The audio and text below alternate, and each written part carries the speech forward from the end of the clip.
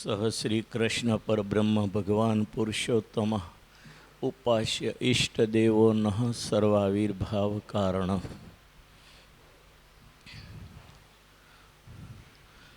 શ્રીજી મહારાજનો સત્સંગ સમજણથી સત્સંગ કરવાથી મહાસુખ મેળવી શકાય એવો આ સત્સંગ છે. શ્રીજી મહારાજે પળે પળે પોતાના ભક્તોના કામ કર્યા છે. ગઈકાલે જેઠા માણિયાની વાત સાંભળી, એવો જ પ્રસંગ આજે ગઢાળીના આંબા શેઠનો છે. ભક્તોએ ભગવાનને અર્થે કેટલું કર્યું છે એ આપણને આવા પ્રસંગોથી સહજ સમજાય છે. પ્રસંગ એવો છે, એકવાર ગઢડાની અંદર મહારાજને મોટી બા રોજ સવારમાં બદામ કેસર નાખી કઢિયેલ દૂધ રોજ મહારાજને અક્ષર ઓરડીએ સવારે મોકલતા. આ પરિવારે સતત મહારાજની બહુ સેવા કરી છે અને એટલે કહી શકું સ્વામિનારાયણ સંપ્રદાય એ દાદા ખાચરને લાડુબા પરિવારનો ઋણી કાયમ રહેશે. એવી જિંદગી એ લોકો જીવ્યા છે, એમાંથી આખા સત્સંગને ઘણું શીખવાનું મળે એવું એ એબલ ખાચરના પરિવારનું જીવન હતું. મોટી બા રોજ મહારાજને કઢિયેલ દૂધ એક લોટો ભરીને મોકલે. મહારાજ દૂધ પીને બહુ રાજી થતા. હવે બનવા જોગ એવું બન્યું, જે ભેંસનું દૂધ આપતાની ભેંસ વહુકી ગઈ. મોટી બાને ચિંતા થઈ, ભેંસ વહુકી ગઈ. મહારાજને માટે દૂધનો હવે પ્રશ્ન આવીને ઊભો રહ્યો છે. એટલે મોટી બાઈએ ભગુજીને બોલાવીને વાત કરી, ભગુજી ક્યાંક સારી ભેંસ હોય ને તો તપાસ કરો, આપણે વેચાતી એક ભેંસ લઈ લઈએ. ભગુજી પણ ખડે પગે સેવામાં રહેનારા.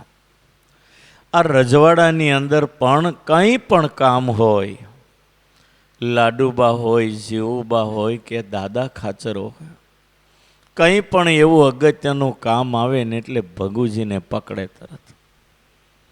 જેમ અયોધ્યાની અંદર સુમંત મંત્રી હતા, આખા રજવાડાનું ધ્યાન રાખતા, એમ ગઢડાની અંદર ભગુજી આખા પરિવારને કંઈ પણ કામકાજ હોય ખડે પગે ભગુજી રહેતા. મહારાજના હજુરી હતા એ તો બરાબર, પણ દાદા ખાચરને એક મોટી બાનું કંઈ પણ કામ હોય તો ભગુજી ખડે પગે હોય. આ મહારાજને ઓળખી બેઠેલા મહાન ભક્ત હતા. અને ભગુજી એ સામાન્ય નહોતા. રાજસ્થાની ખડતલ અને રજવાડું ઘરે હતું. દૂધથી છલકતી તાંસળીને લાત મારી અને ગઢડામાં પુરુષોત્તમ નારાયણની સેવામાં આવ્યા હતા. એ ભગુજી મોટી બાઈએ કાને વાત નાખી, ક્યાંક સારી ભેંસ હોય ને તો ધ્યાનમાં રાખજો, હમણાં આપણે દૂધાણું વહુકી ગયું છે ને બીજી ભેંસની જરૂર પડશે.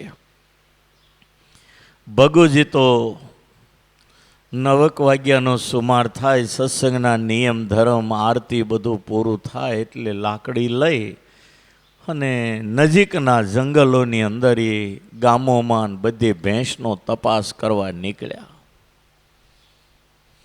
એમાં ગઢાળીના સીમાડે કાળુભારના કિનારા ઉપર એક રબારી ભેંસો ચારતો હતો. ભગુજી ત્યાં આવ્યા. ભેંસો ઘણી ચરતી હતી. એનો ગોવાળ રબારીને મળ્યા અને એમાં એક ભેંસ હાથી જેવી જોયું.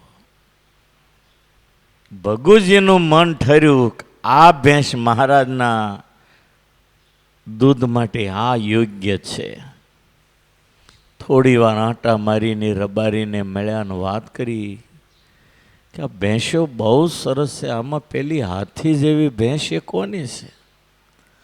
તો રબારી કે એ તો વાઘની ભેંસ છે, વાઘની. ભગુજી કે વાઘવળી કોણ? તા કે ગઢાળીના આંબા શેઠ, એની ભેંસ છે. એ ભગુજીને થયું તો પછી આંકડે મધ ઉતારવા જેવી વાત છે. આંબા શેઠ તો રોજ સવારમાં ગઢડા મહારાજને દાતણ દેવા આવે છે. અને પછી મોટી બાને નારાયણ કહેવા જાય. જતી વખતે મોટી બાને નારાયણ કહીને પછી જાય. ભગુજી આ બધું જાણીને ગઢડા આવ્યા. રબારીને ખાલી પૂછી લીધું કે આ ભેંસ કોની છે. જાણી લીધું આંબા શેઠની ગઢાળીના. ભગુજી આવ્યા ગઢડા. મોટી બાને વાત કરી, બા ભેંસ એક બહુ સારી છે અને એ ગઢાળીના આંબા શેઠની છે. સવારમાં જ્યારે મહારાજને દાતણ દેવા માટે આવે અને એ વખતે છેલ્લી વાર જતી વખતે તમને રોજ નારાયણ કહેવા માટે આવે છે. તો એ વખતે તમે એને કાને વાત નાખજો કે ઠાકોરજીને થાળમાં દૂધની અગવડ પડે છે ને એક હારી ભેંસ લેવી છે. કોઈને ત્યાં હારી ભેંસ હોય ને તો જરા તપાસ રાખજો, એટલું કહેજો ને એટલે બધું થઈ રહેશે. એની જ ભેંસ બહુ સારી, હાથી જેવી છે. મારું મન એની ઉપર ઠરી ગયું. ભગુજીએ મોટી બાને આ રીતે વાત કરી. રોજના નિયમ પ્રમાણે આંબા શેઠ રોજ મહારાજને વહેલા 4:30 પોણા 5 વાગે દાતણ આપવા આવતા હો. હા, ભક્તોની નિષ્ઠા તો તમે જુઓ. ક્યાં ગઢાળી ગામ અને ક્યાં ગઢડા. રોજ સવારમાં 4 ઘડી રે જ્યારે દાતણ કરવા રે, ઉઠે હરિતે વારે નાવા બેસે રે. 4 ઘડી બાકી હોય ને 6 ની અંદર એ વખતે આંબા શેઠ મહારાજ જાગે એટલે દાતણ લઈને આવે. 24 મિનિટની 1 ઘડી એવી 4 ઘડી બાકી હોય ત્યારે મહારાજ જાગતા. 24 દુ 48, 48 દુ 96. 6 ની અંદર 96 મિનિટની વાર હોય એટલે લગભગ માનો ને 4:15 જેવો ટાઈમ થાય. 4:15, હા, 1.5 કલાક. અને એ વખતે આંબા શેઠ દિવસે દાતણ કાપીને લાવે. એલાયચીને ખાંડી અને જેમ અગરબત્તી ભરવાનું ભૂંગળું હોય ને એવું કપડાનું ભૂંગળું હોય ને એમાં એલચી ખાંડેલી ભરેલી હોય. સાંજે એમાં દાતણ ભરાવી દે. સવારમાં થેલીમાં એક કોથળી નાખી દે. થેલીમાં એક કોથળી મૂકી દે. વહેલા જ કેટલે વાગે જાગતા છે તમે કલ્પના કરો. એક દિવસ હોય તો અમે તમે સંભાળી શકીએ, પણ રોજ આંબા શેઠનો આવો નિયમ, કેવો નિશ્ચય છે. આવા ભક્તોમાંથી આપણને કાંઈક શીખવા મળે. જ્યાં મહારાજ જાગે ને તો પગથિયે આંબો શેઠ આવીને ઊભો જોયો. હારો, ક્યારેક આવા પ્રસંગો વાંચીએ ત્યારે આંખમાં આંસુ આવી જાય. ભગવાનને અર્થે આ લોકોએ કેટલું કર્યું છે, એમાંથી આપણે ક્યાં ઊભા છીએ વિચારવું બધાએ. હજી અંધારું હોય ને અક્ષરોડી બહાર મહારાજ આવે ને તો પગથિયે આંબો શેઠ ઊભા હોય. મહારાજને દાતણ આપે ને શું મહારાજનું હૃદય ઠરે. આ વિચારવા જેવી વાત છે. રોજ મહારાજને દાતણ આપી જાય અને પછી એનો નિયમ હોય એ કરે બધું. ગોપીનાથજી મહારાજની પ્રદક્ષિણા, માળા, ભજન જે કાંઈ હોય તે કરે એનો નિયમ. આરતી કરીને પછી જ્યારે જવાનું હોય ત્યારે દરબારગઢમાં મોટી બાને, લાડુબાને નારાયણ કહેવા માટે આવે. દૂરથી નારાયણ કે એટલે મોટી બાએ કીધું, શેઠ હમણાં ઠાકોરજીને દૂધમાં અગવડ પડે છે અને ભેંસ વહુકી ગઈ છે, માટે ક્યાંક સારી ભેંસ હોય ને તો આપણે વેચાતી લેવી છે, જરા ધ્યાનમાં રાખજો ને. એ વખતે આંબા શેઠે કીધું, કંઈ વાંધો નહીં બા, હું ધ્યાન રાખીશ. ત્યાંથી છૂટા પડ્યા. ધીરે ધીરે ગઢાળીને માર્ગે જાય. જતા જતા વિચાર આવે કે રોજ ઠાકોરજી દૂધ પીવાના હોય તો ગામમાં તો ઘણી ભેંસો, પણ મારે ત્યાં હાથી જેવી ભેંસ આ જો ભગવાનને ઠાકોરજીના થાળમાં આપીએ ને તો એનું કલ્યાણ થઈ જાય. એટલે એણે તો સંકલ્પ કર્યો આ ભેંસ આપણે ઠાકોરજીને ગઢડા આપી દેવી. વિચાર કરતા કરતા ગઢાળી આવ્યા. ઘરે બેઠા અને ઘરના માણસને કાને વાત નાખી કે આજે મોટી બાઈએ મને વાત કરી, દૂધાણું વહુ કી ગયું છે ભેંસ, અને એક ભેંસ લેવી છે કે હારી હોય તો તપાસ કરજો. તો તને કેમ લાગે છે આપણી ભેંસ ઠાકોરજીને આપી હોય, ઠાકોરજીના ઉપયોગમાં દૂધ આવે ને તો એના આત્માનું કલ્યાણ થાય? હા, આવી હાથી જેવી ભેંસ આપી દેવાની એમ ને? તમે ખરા છો? ઠીક છે, દૂધ આપવાનું કહેતા હોત ના ન પડો, પણ ભેંસ જ આખી આપી દેવાની નહીં. આ તો હું તને કહું છું, તારી જો ઈચ્છા હોય તો મને એમ થયું કે ભેંસનું કલ્યાણ થાય. નો ઈચ્છા હોય તો કંઈ નહીં, પણ આ તો મને વિચાર આવ્યો એટલે તને કહ્યું. આજે મને મોટી બાઈએ કાને વાત નાખી એટલે આપણે કોઈને ભેંસ અપાવીશું ગઢડા, વાંધો નહીં. પણ આ વાણિયા બુદ્ધિ, આંબા શેઠ હતા ને વાણિયા હતા, આજે એના વંશના વાણિયાઓ મોંબો છે ને, બહુ પોલિટિક્સ બુદ્ધિ. આપણા શિષ્યો પણ અમને હથેળીમાં રમાડે એવા હો. મોહનભાઈ બધાને ઓળખે. કાંદીવલીમાં આપણે મંદિર કર્યું ને, એ રમણીકભાઈ મેતલિયા, એ આંબા શેઠના વંશના. આજથી 30 વર્ષ પહેલાં એક કડીએ 17 લાખ કાઢીને મંદિરનો કબજો લઈ લીધો. પછી ગુરુને કે હવે જ્યારે લખણી કરવી હોય ત્યારે કરજો. આજે કાંદીવલી મંદિર કુબેરનગરની જેમ ધમધમતું, એ આંબા શેઠના વંશના એ રમણીકભાઈ મેતલિયાને આભારી, ગુરુના ખાસ શિષ્ય, બહુ સારા હરિભગત. એટલે વાણિયા બુદ્ધિ છે ને બહુ હોશિયાર. બોટાદમાં નહોતો વાણિયો આવ્યો એક, મહારાજ બોટાદ પધાર્યા ને એટલે બધા આવીને ભેટ મૂકે. કોઈ પતાહાનું પડીકું મૂકે ને, કોઈ વળી હાકરનું પડીકું મૂકે ને, કોઈ શ્રીફળ મૂકે. તો એક વાણિયો જરા લોભી હતો. એ દુકાન હશે એટલે એમાં ખોટું નાળિયેર રોજ આગળ પગમાં અથડાયા કરે દુકાનમાં. કે આ મહારાજને ભેટ ધરી દો, આમાં અંદર જઈને કોણ જોવાના છે? વ્યવહાર હસવાઈ જાય મહારાજના દર્શનનો. તે ખોટું નાળિયેર લઈને આવ્યા અને બધી સભા બેઠેલી ને મહારાજના શરણમાં પાટ દઈને નાળિયેર મૂક્યું, ખોટું નાળિયેર. મહારાજ કે આની પોલ ખુલ્લી કરવી જોઈએ, આ મને છેતરીને જાય વ્યાજબી નહીં. બાકી આજકાલ તો લોકો ભગવાન નહીં બનાવે છે. લોકો નથી આજકાલના કવિઓ ગાતા, તારી બનાવેલી દુનિયા તને બનાવે છે. ભગવાન કે આની પોલ બહાર પાડવી જોઈએ. મારો બેટો ખોટું નાળિયેર લઈને મને છેતરવાયો ને કોઈ નહીં મળ્યું હોય.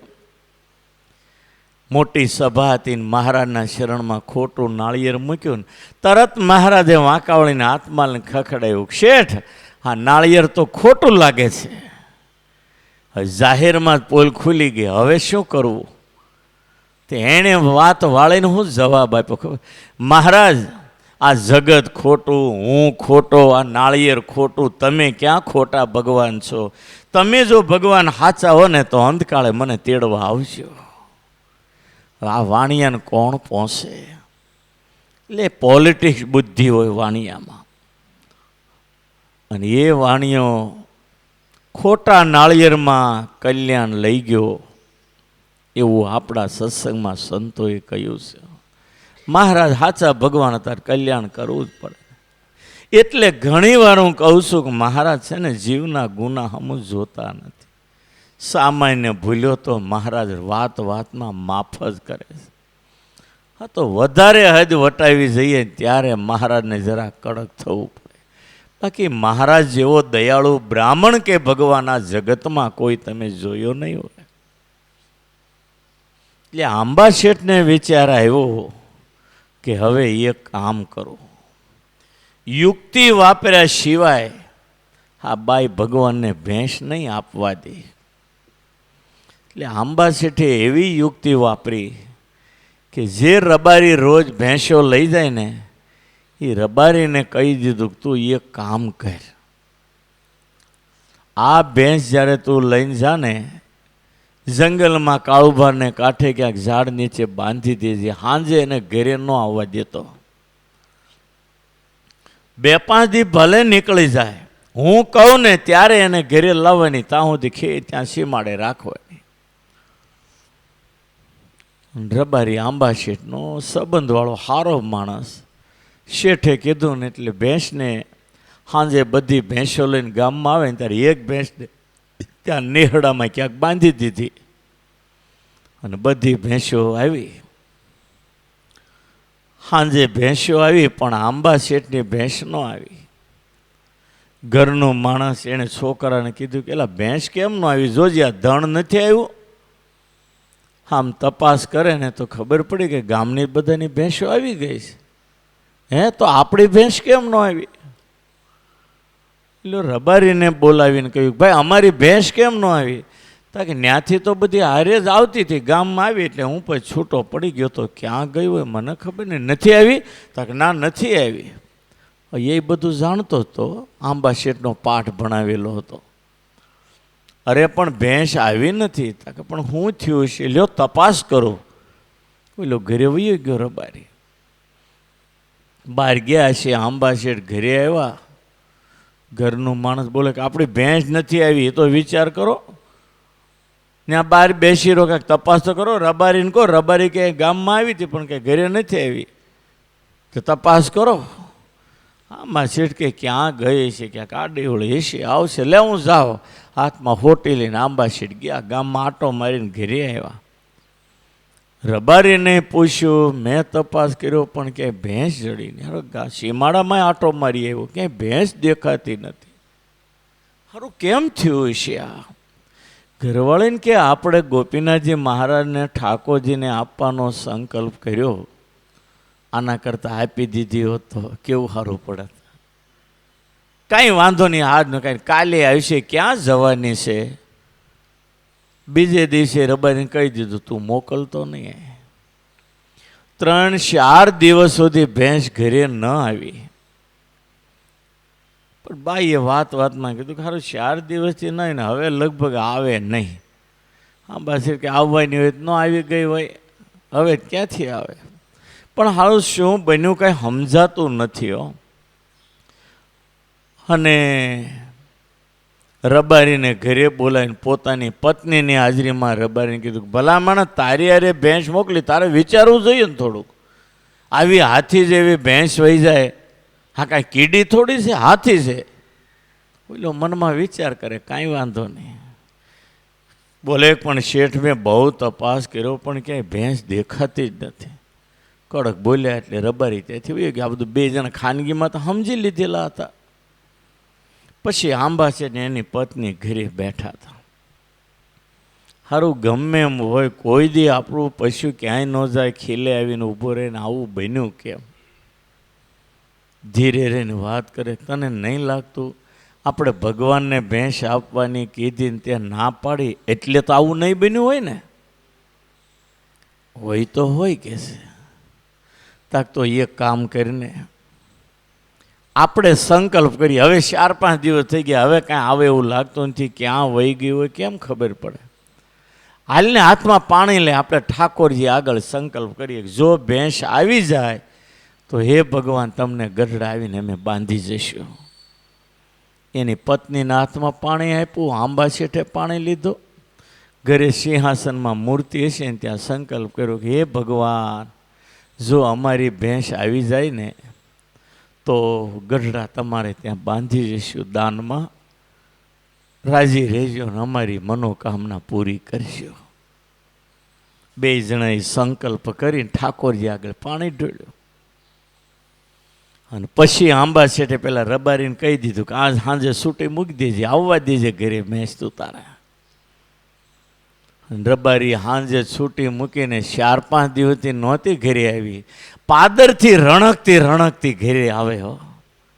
અને એ રણકાર જ્યારે આંબા શેઠના ઘરના એ સાંભળ્યો ને તાક મહારાજે પરચો પૂર્યો લાગે. રણકથી આવીને ફળિયામાં ભેંસ ઊભી રહી. આંબા શેઠ તો બહાર દુકાને વાણીએ બેઠા છે. ભેંસ આવી એટલે બાઈ તો એટલી રાજી થઈ, એટલી રાજી થઈ. છોકરાને કે જા તાર બાપાને બોલાય, જો ભેંસ આવી ગઈ, પરચો પૂર્યો ભગવાન. સંકલ્પ કર્યો સાંજે ને સવારમાં, બીજે દી સાંજે ભેંસ આવી ગઈ.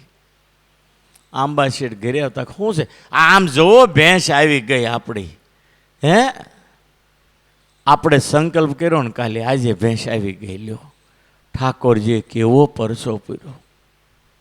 આંબા શેઠ કે વાંધો નથી, હવે દોઈને છોકરાને દૂધ પાઈએ. હું છોકરાને દૂધ પાય, આપણે સંકલ્પ કર્યો એટલે હવે, નહીંતર ક્યાં આવવાની હતી.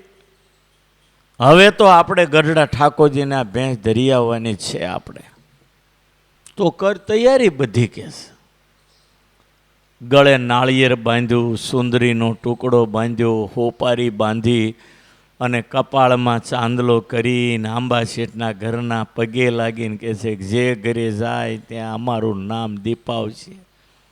આજથી તને ઠાકોરજીની સેવામાં મૂકીએ છીએ. આંબા શેઠની કેવી બુદ્ધિ કોલ્યો, યુક્તિ કેવી વાપરી.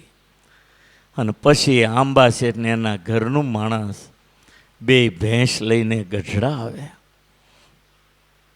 મહારાજ લીંબ તરુ તળે સભામાં બેઠેલા, થોડે દૂર ભેંસ ઊભી રાખી. મહારાજને કે મહારાજ આ બાજુ આવો. ભેંસ પાસે લાવીને કે માથે હાથ મૂકીને આશીર્વાદ આપો.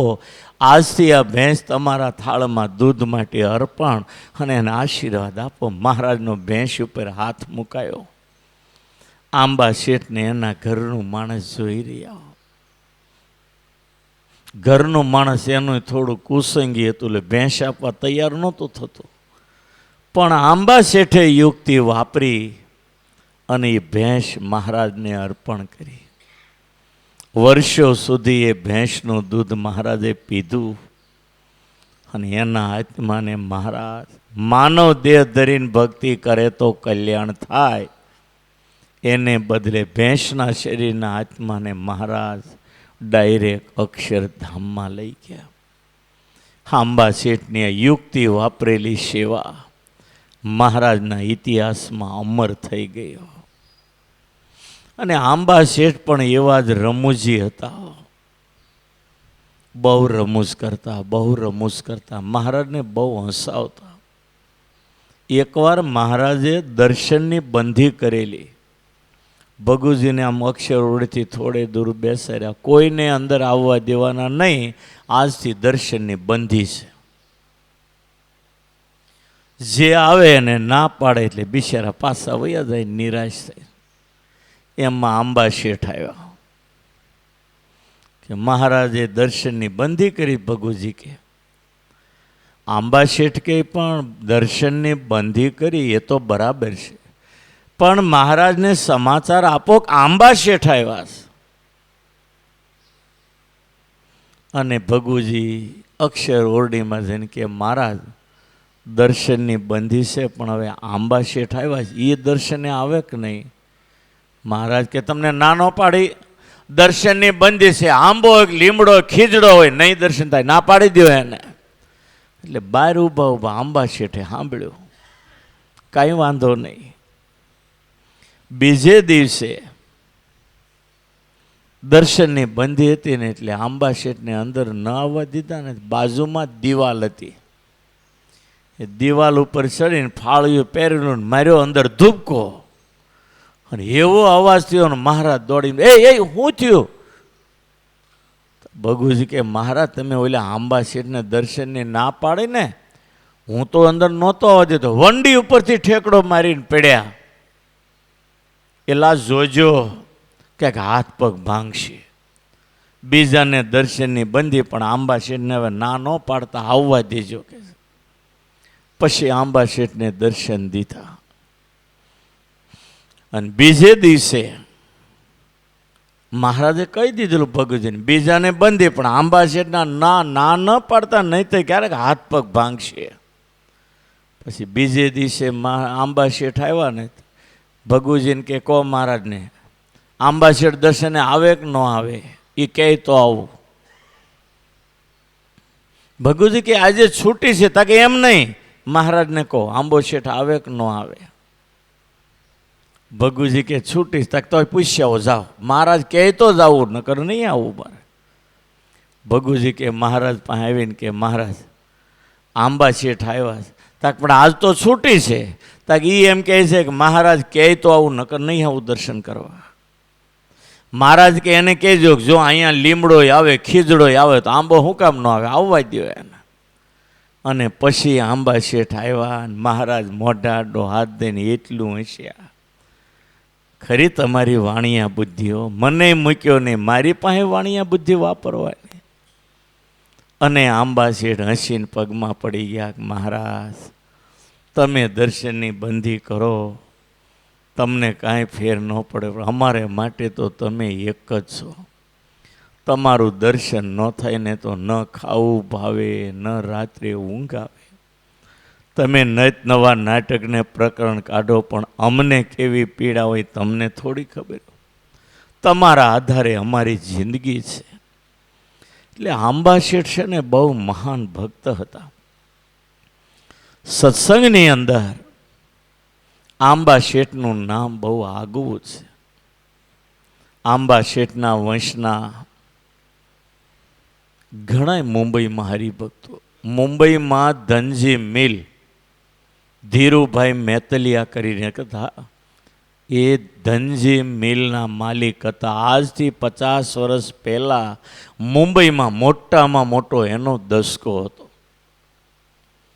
રાવ બહાદુર કરમસિંહ દામજી એ પણ મુંબઈનો એક મેન નામાંકિત વ્યક્તિ 100 વર્ષ પહેલાં મુંબઈમાં હતા. ભુલેશ્વરમાં જે આપણું મંદિર થયું 110 વર્ષ જેવું થયું, એ વખતે રાવ બહાદુર કરમસિંહ દામજીએ પહેલી વાર લખણીમાં 25,000 રૂપિયા લખાવ્યા હતા. આજથી 110 વર્ષ પહેલાં. આજે પણ એની તકતી મુંબઈ મંદિરમાં મારેલી રાવ બહાદુર કરમસિંહ દામજીનું નગદ 25,000 રૂપિયાનું દાન હતું. ઘેલાનો જે ઘાટ બાંધેલો છે ખળખળિયા પાસે, એ પણ રાવ બહાદુર કરમસિંહ દામજીનો બંધાવેલો ઘાટ. જે ગંગાના કિનારે ઘાટ કરાવે ને એની પેઢીઓનો ઉદ્ધાર થઈ જાય. આજે તમે બનારસ, કાશી, વારાણસી જાઓ ને, 108 ઘાટનું તો હોડકાવાળા તમને દર્શન કરાવે, એ સિવાય કેટલા ઘાટ વધી ગયા. બહુધા ભારતમાં જેટલા રજવાડા હતા, એક એક રજવાડાવાળા જે ધાર્મિક રાજાઓ હતા ને એણે ઘાટ કરાવ્યા. સિંધિયા સરકાર, ગાયકવાડ સરકાર, બધાએ ત્યાં મોટા મોટા રજવાડાવાળાઓએ ઘાટ કરાવેલા છે. તમે જ્યારે જાઓ કાશી, હોડકું ભાડે કરો ને તો એ હોડકાવાળો તમને 108 ઘાટના દર્શન કરાવે. ચાલતું રહે હોડકું સામે પ્રવાહે, અને એક એક ઘાટ તમને બતાવીને એનો મહિમા કહેતા જાય. એટલે આ રાવ બહાદુર કરમસિંહ દામજીએ ખળખળિયા પાસે ઘાટ છે ને, ઉન્મત ગંગાનો ઘાટ એનો કરાવેલો છે. એટલે આંબા શેઠના વંશજ લોકો પણ આજે બધાય બહુ સુખી છે. હા, એ એક પણ પ્રશ્ન છે. આંબા શેઠની સેવા જ પણ એવી હતી ને, એના વંશજો ધનજી મિલના માલિક, રજવાડું કહેવાય મોટું મુંબઈમાં. અને એ આંબા શેઠને નિયમ હતું રોજ સવારે મહારાજને દાંતણ પહોંચાડવાનું. અને મહારાજે એની જે કસોટી કરી છે,